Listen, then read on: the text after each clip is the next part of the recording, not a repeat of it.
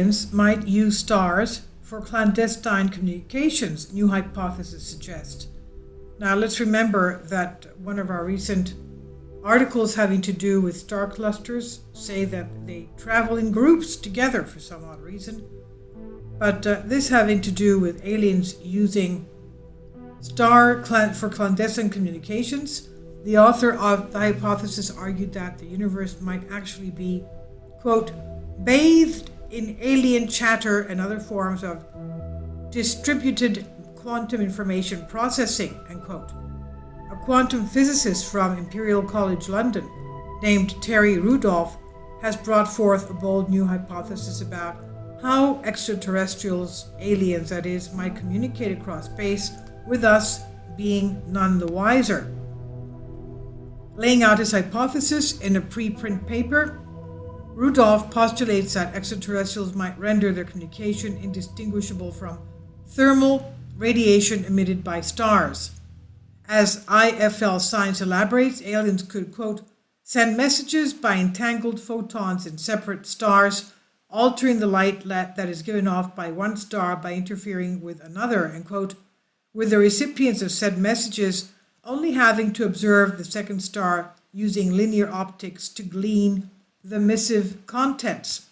Something like sending a smoke signal, I guess.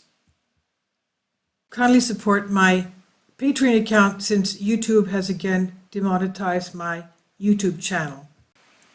The daily posts are 5 videos daily, and they are totally different from what I have on my YouTube channel.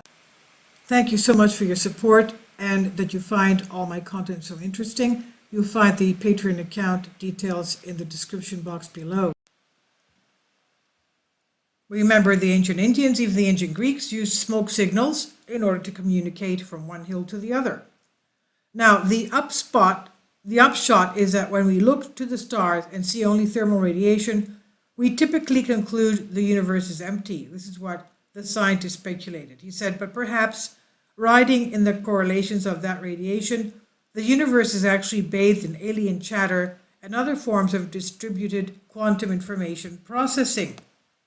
Rudolph pointed out, however, that this is all fundamentally hidden from us if quantum theory is correct, adding that if the quantum theory is not correct, then presumably the aliens know that and so are not using this method.